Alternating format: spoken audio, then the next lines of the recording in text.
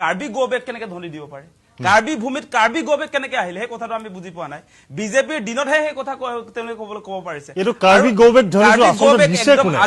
আজি দিছে আপোনাৰ সেই তেওঁলোকে যিবিলাকে দিছে আমি দেখিছো তেওঁলোকে হিন্দীত কথা কয় কাৰ্বি গোবেক জিলাকে কৈছে সেইবিলাক আপোনাৰ অসমৰ খিলঞ্জীয়া মানুহ নহয় তেওঁলোক অনা অসমীয়া বেদখলকাৰী হয় তেওঁলোকে ভিজিআৰ পিজিআৰত বসবাস কৰি আছে আৰু তেওঁলোকক নিৰাপত্তা দিছে বিজেপি চৰকাৰে ভোট বেংকৰ স্বাৰ্থত ন্যায্য দাবীৰ আন্দোলন তেওঁলোকে বহুদিন ধৰি আমি দেখি আছো যে আমি যদিও অসমৰ বিভিন্ন প্ৰান্তৰ মানুহে আসলতে কাৰ্বি বা যিবিলাক অটোনমাস বডি তেওঁলোকৰ যিবিলাক সমস্যা সেইবিলাকক লৈ আমি ইমান আসলতে তাত সেই ইস্যুবিলাকত সিৰিয়াসলি লাগি না থাকো কিন্তু এই আন্দোলনটো এদিনীয়া আন্দোলন নহয় দীৰ্ঘ দিনৰ পৰা তেওঁলোকে কৈ আছে যে ভিজিআৰ আৰু পিজিআৰ সেই অঞ্চলসমূহ ইতিমধ্যে বেদখলকাৰীয়ে গোটেইটো আগ্ৰাসন কৰি পেলাইছে আৰু ইতিমধ্যে দেখিছো আজি যিটো ঘটনা দেখিলো আজি যে আপোনাৰ এতিয়া ডিজিপি জনে যিটো প্ৰতিক্ৰিয়া দিছে যে ঠাণ্ডা হোৱা নাই কাৰ্বি ৰাইজ সকল ঠাণ্ডা হোৱা নাই বুলি যে কৈছে ইয়াতে আসলে ঠাণ্ডা নোহোৱাৰ কথাটো হৈছে আপোনাৰ ইয়াত কাউন্টাৰ এটেক আহিছে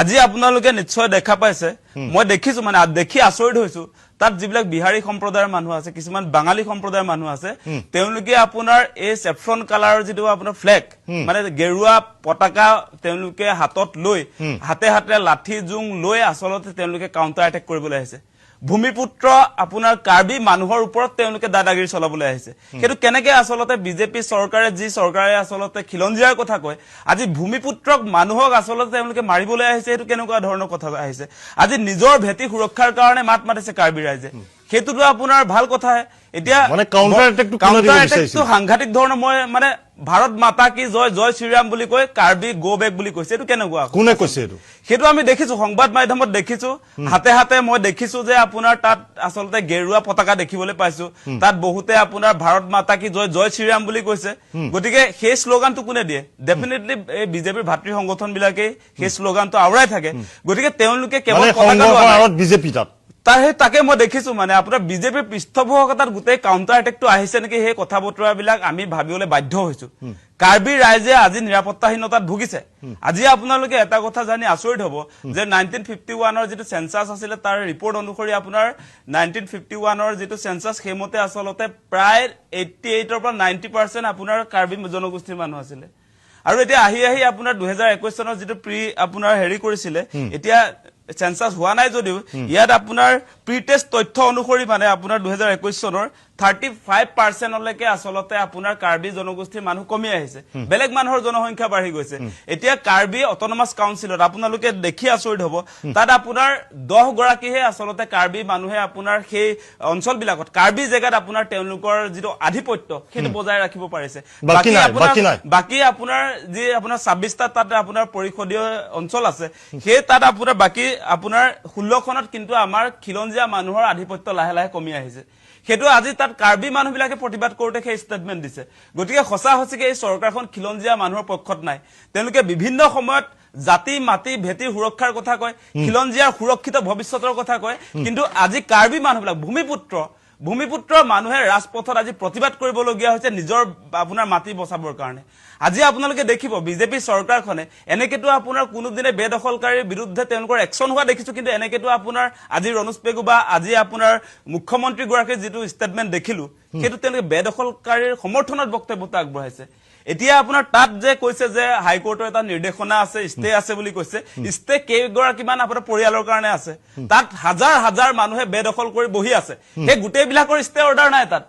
সেই কথাটো মন কৰিবলগীয়া গতিকে মুখপাত্ৰৰ ভূমিকাত অৱতীৰ্ণ হৈছে বিজেপি চৰকাৰখন আজি আপুনি চাওক আজি মুখ্যমন্ত্ৰীৰ বক্তব্য আজি ৰনোজ পেগুৰ বক্তব্য এটা কথা ক'ব লাগিব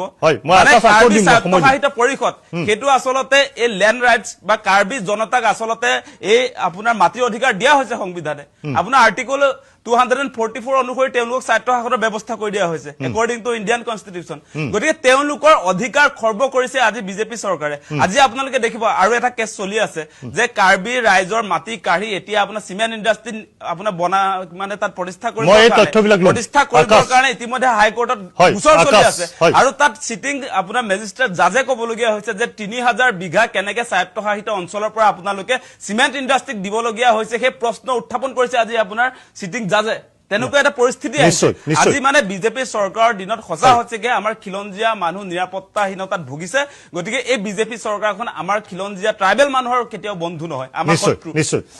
বৰ্তমান সময়ত কাৰ্বি ৰাইজে বিচাৰি আছে বেদখল মুক্ত কৰিব লাগে কিন্তু চৰকাৰে এতিয়া বেদখলকাৰীৰ পক্ষত অৱস্থান কৰিছে বেদখলকাৰী বিলাক অসমৰ মানুহ নহয় অসমীয়া মানুহে বেদখল কৰা নাই তাত বেদখল কোনে কৰিছে গোটেইবিলাক অনা অসমীয়া তাত আপোনাৰ বিহাৰী আৰু বাঙালীয়ে বেদখল কৰিছে এতিয়া আমাৰ খিলঞ্জীয়া মানুহে তাত যেনিবা চৰকাৰী মাটিত থকা হলে অলপমান আমি তেতিয়া ভাবিলোহেঁতেন চৰকাৰখনে চাগে ভাল সিদ্ধান্ত লৈছে কিন্তু এতিয়া আপোনালোকে এটা কথা চাব এতিয়া ভূমিপুত্ৰ যিবিলাক মানুহে দীৰ্ঘদিন আন্দোলন কৰি কৰি স্বায়ত্তশাসন পালে তেওঁলোকে স্বায়ত্তশাসন পোৱাৰ পাছত তেওঁলোক অলৰেডি আপোনাৰ লেণ্ড ৰাইটছ দিয়া হৈছে তেওঁলোকে এতিয়া আন্দোলন কৰিবলগীয়া কথা নাই আপোনাৰ ৰাজ্যখনৰ ভিতৰত আপোনাৰ ষ্টেট উইদিন ষ্টেট দিয়া হৈছে সংবিধানৰ আপোনাৰ 244 তেওঁলোকক দিয়া আছে আৰ্টিকুলৰ গতিকে তেওঁলোকৰ লেণ্ডৰ অধিকাৰ আছে ফৰেষ্টৰ আছে পাব্লিক হেল্থৰ আছে এডুকেশ্যন এগ্ৰিকালচাৰ আৰু আপোনাৰ তেওঁলোকৰ যিটো ৰীতি নীতি সেইবিলাক তেওঁলোকৰ নিজৰ লেজিসলেচাৰ আছে নিজৰ আপোনাৰ চৰকাৰ চলি আছে কিন্তু এতিয়া তেওঁলোকৰ যিগৰাকী আচলতে CEM সেইগৰাকী মুখ্যমন্ত্ৰী ATM হৈ গ'ল